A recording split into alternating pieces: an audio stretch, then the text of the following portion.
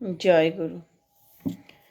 আমাদের ঠাকুর বলেন, প্রথম কথা হচ্ছে এই বিবাহ নীতি, বিবাহ প্রথাটার উপর ঠাকুর খুব জোর দিয়েছে।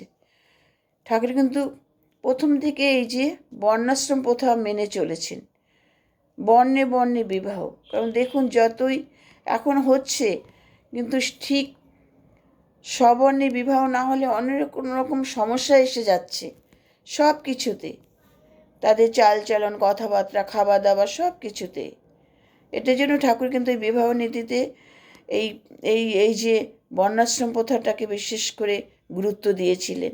কারণ বিবাহ সঠিক না হলে সেখানে সঠিক সংসারও হয় না, সংসার স্থায়ীও হয় না। হ্যাঁ, আজকাল তো মেয়েরা সব নিজের ইচ্ছায় বিয়ে করছে। এটাও ঠাকুর বলেছে করতে পারে, তার বয়সের সাথে সাথে ভালো মন্দ যখন সে বুঝতে শিখবে সে বর মনোনয়ন করতে পারে। কিন্তু তাকে ভালো করে দেখে বুঝে তাকে সে সারা জীবন নিয়ে তাকে চলতে পারবে কিনা, তারপরে তাকে বর বর মনোনয়নের কথা বলেছে। আবেগের বশে নয়। হ্যাঁ, তাই এই যে ছেলের বংশ, বর্ণ, তো চরিত্র, তাদের শিক্ষা সংস্কার দেখে একটা মেয়েকে পাত্রস্থ করতে হয়। সংসারটা এমনি নয় স্থায়ী হবে কখন? যখন সংসারে পরিবার সকলে ভালো হবে। একটা মেয়ে, সে বাপের বাড়ি থেকে শ্বশুর বাড়িতে যায়, সে ওটাই তার সারা জীবনের জন্য, ওটাই তার নিজের বাড়ি। এটাই মেয়েদের আসল বাড়িটা কিন্তু শ্বশুর বাড়ি। সেখানে যে শাশুড়ি মা, তাকেও কিন্তু বুদ্ধিমান হতে হবে। তাকে অনেক শাশুড়ির জন্য ঘর সংসার ভেঙে যাচ্ছে, আবার অনেক যে ঘরের স্বামী দেবতা, তার জন্য সংসার ভাঙছে। আবার হয়তো কোনো ঘরে বউয়ের দোষেও হচ্ছে, কিন্তু সেই মেয়েকেও বুঝতে হবে আমি শ্বশুরবাড়িতে গেছি, আমাকে তাদের মতন করেই আমাকে চলতে হবে। আর ওখানে গিয়ে আমার নিজের সংসারটাকে নিজে গুছিয়ে নিতে হবে, বুদ্ধি দিয়ে এই দিয়ে সকলকে নিয়ে চলতে হবে। বললেন তো কোনো শাশুড়ি কি এই যে পর ঘর থেকে যে মেয়েটা যায়, তাকে কি মেয়ের মতো ভালোবাসতে পারে না, মেয়ের মতন করে দেখতে পারে না। কিন্তু তার নিজের মেয়েকে যেভাবে দেখে সেভাবে কি দেখতে পারে? দেখতে পারে না, দেখে না। এটা অনেক দেখেছি, উদাহরণ আছে অনেক। কিন্তু একটা মেয়েও হট করে গিয়ে শাশুড়িকে একটা নিজের মায়ের মতন ভাবাটাও এত না। কিন্তু আস্তে আস্তে হয়ে যায় ব্যবহারে, উভয়ের ব্যবহারে সেই সম্পর্কটা তৈরি হয়ে যায়। সব থেকে স্বামী স্ত্রীর সম্পর্ক, এই বিবাহটা ছেলে খেলা নয়, দুদিনের নয়, যে দুদিন ভালো লাগলো দুদিন ভালো লাগ না। এটা সারা জীবনের জন্য। যেখানে অগ্নিসাক্ষী করে, সমাজ সাক্ষী করে একটা বিয়ে হয়, সেখানে সারা জীবনের বন্ধন এটা। হ্যাঁ, তার যাকে আমি ঘরে এনেছি, যে আমার ঘরের স্ত্রী, তার ভালো মন্দ, তার সব কিছু দেখার দায়িত্ব তার। তাকে সম্মান দেওয়া, হ্যাঁ, তার সমস্ত কিছুর দেখার দায়িত্ব তার। হ্যাঁ, তাহলে তেমনি ঘরে যে ঘরে ঘরে যে বউ হবে, সে তাকেও তো তার স্বামীর সুবিধা অসুবিধা, তার ভালো মন্দ, তার সব কিছু তাকেই দেখতে হবে। উভয় যদি বোঝাপড়া যে ভালো না হয়, তাহলে সেই সংসার কখনো স্থায়ী হবে না। আগে বিবাহর অর্থটাকে বুঝতে হবে। মানে যে এখানে এই যে এত এত বিয়ের পরে এত ছাড়াছাড়ি হচ্ছে, এত ডিভোর্স হচ্ছে, কিসের জন্য? হ্যাঁ, তাহলে একটা মেয়ে যায় সংসার করতে, তার যদি ভুল ত্রুটি হয়, তবে যে সে স্বামী দেবতা, তাকে সেগুলোকে, সে ভুল ত্রুটিগুলো শুধরে নিতে হয়, ঠিক করে নেওয়া কর্তব্য তার। হ্যাঁ, এবং তাকে দেখতে হবে, তাকে বোঝাতে হবে, তাকে যে করতে হবে। অনেক সময় দেখেন অনেকে তো বলে, ছেলেদের কথাও অনেক বলে, এই যে হঠাৎ এই যে গায়ে হাত তোলা, এমন বেশিরভাগ ছেলে চট করে গায়ে হাত তোলা, বাজে ভাষা ব্যবহার করা, এটা কি ঠিক? শ্বশুরবাড়ি নিয়ে বাজে কথা বলা। হ্যাঁ, বিয়ে হওয়ার পরে দুটো দুটো ফ্যামিলি কিন্তু এক হয়ে যায়, তখন তো দুটো পরিবার কিন্তু হয়। দুটো পরিবার এক, মানে শ্বশুরবাড়ি তার নিজের বাড়ি। কারণ সেখানে যেমন দায়িত্ব কর্তব্য পালন করতে হয় উভয়কেই, ছেলেকেও যেমন পালন করতে হয়, মেয়েকেও কিন্তু পালন করতে হয়। মেয়েকে যেমন তার শ্বশুরবাড়ি তার সকলকে মানিয়ে নিয়ে চলতে হচ্ছে, তা সেই যে ছেলেটি, তাকেও তো তার শ্বশুরবাড়িতে ভালো মন্দ দেখতে হবে। সেখানে যদি তার কোনো ছেলে না থাকে, তাহলে সেই বাবা মা দেখার দায়িত্ব, শ্বশুর শাশুড়ি দেখার দায়িত্ব তো তার মধ্যে পড়ে, তার উপর পড়ে না? তাহলে এটাই।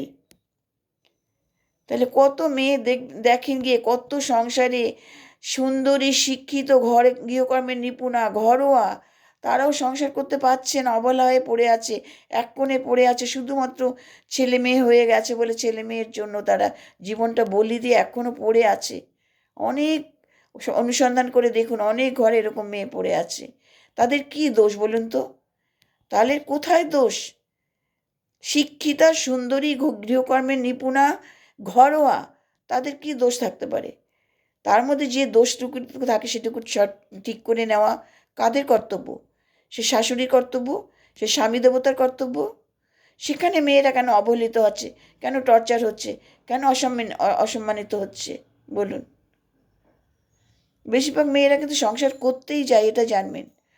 হয়তো কিছু মেয়ে বিপরীত হতে পারে, কারণ সমান, 5টা আঙুল যেমন সমান হয় না, 5টা মেয়েও সমান হয় না, আবার 5টা ছেলেও কিন্তু সমান হয় না।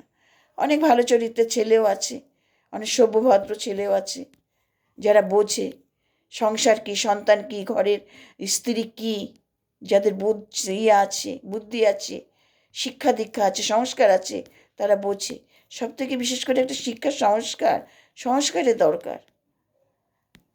অহংকার, এই যে অনেক পরিবারের ছেলের পরিবারে ভীষণ অহংকার, এই অহংকার থাকা ঠিক নয়।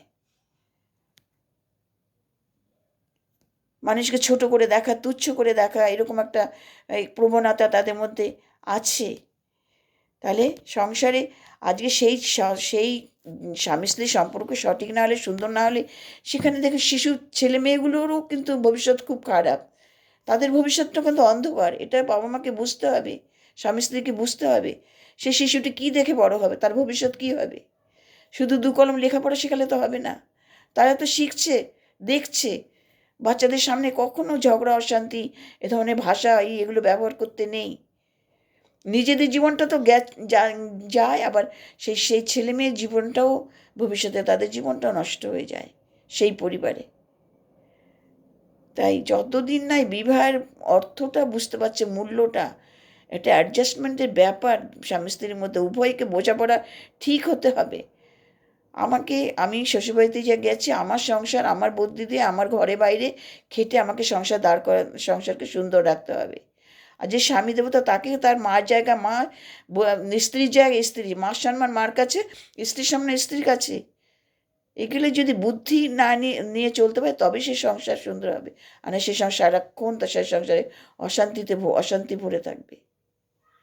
ব্যালেন্স করে, যে একটা পুরুষ মানুষ যদি ব্যালেন্স করে না চলতে পারে, মাকে নিয়ে, বোনকে নিয়ে, বউকে নিয়ে, হ্যাঁ, সেখানে মাকে ভালোবাসতে বউকে অসম্মান করছি, এরকমও পুরুষ দেখা যায়। একতরফা কোনো কিছুই ভালো লাগে না। একতরফা বউকেও মানে করা, আর মাকে, দুজনকেই একতরফা কোনো কিছুই ভালো না। তাহলে দুজনকে সমানভাবে বিচার করতে হবে, সমানভাবে বিচার করতে হবে। কথা বললে দুজনকেই বোঝাতে হবে। আর সেই সব থেকে শাশুড়ি মাটি, তাকে জানতে হবে বিয়ের আগে ছেলে আমার একরকম, বিয়ে হয়েছে এখন তাদের সংসার, তাদের জীবন, আমাদের জীবনটা পেরিয়ে এসেছে, এখন তাদের জীবন, তাদের আনন্দময় জীবন আমাদের সুযোগ করে দিতে হবে। আমাদের সেটাকে করতে হবে, মানতে হবে। আমাকে এখন ছেলেকে সেই চোখে চোখে আঁচলে রাখলে হবে না, এটা শাশুড়িকে বুঝতে হবে। বয়স হয়ে গেলে মানুষের কী চাহিদা থাকে বলুন তো? কিছুই না। কী চাহিদা? তার যদি খাওয়া দাওয়ার সব দিক দিয়ে তাকে পূরণ করা হয়, কি থাকে মানুষের একটু বয়স হয়ে গেলে? এখন তো ছেলে বউরা সংসার ধর্ম করবে, তাদের দুবেলা দুমুঠ খেতে পাওয়া, আর ওষুধপত্র, ডাক্তার, এগুলো পেলে যথেষ্ট। আর কি লাগে? আর কিসের চাহিদা থাকে 50-60 বছর, 60 পার হয়ে গেলে? তাহলে উভয় যতদিন না বুঝতে পারবে, আজকে দেখুন কত মেয়েরা চোখে জল ফেলছে, শ্বশুরবাড়িতে বসে ফিরতে পারছে না, সমাজের ভয়তে, মান সম্মান ভয়তে, ছেলে মেয়ের ইসের জন্য তারা ফিরতে পারছে না। সেখানে তারা কত দুঃখে, কষ্টে, চোখে জল ফেলছে। তাহলে সেটা সেই পরিবারে অমঙ্গল। এটা যে সংসারে ঘরের বউ চোখের জল ফেলে, সেই সংসারে কখনো মঙ্গল হতে পারে না।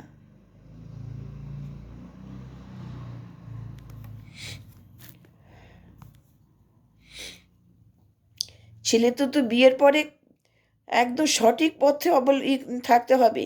কখনো বিপরীত পথে পা দেওয়া তাদের একদম ঠিক নয়। একদম ঘরে মা আছে, ছেলে মেয়ে আছে, বউ আছে,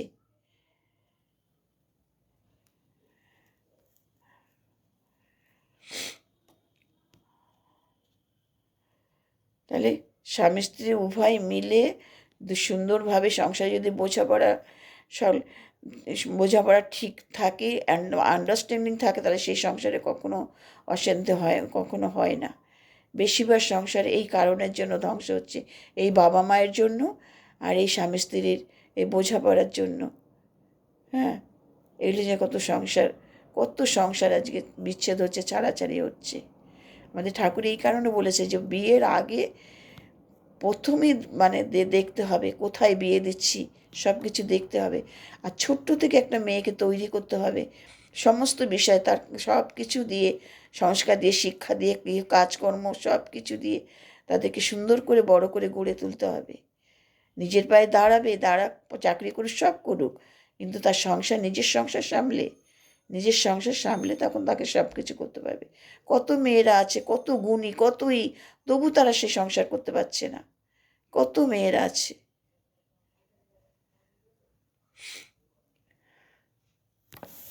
সকলকে নমস্কার। আলোচনা ভালো লাগলে লাইক, শেয়ার ও কমেন্ট করবে।